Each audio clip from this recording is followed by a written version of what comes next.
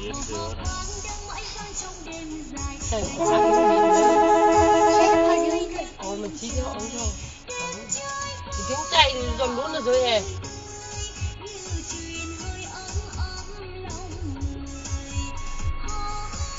Đỡ là mẹ yên đã ra.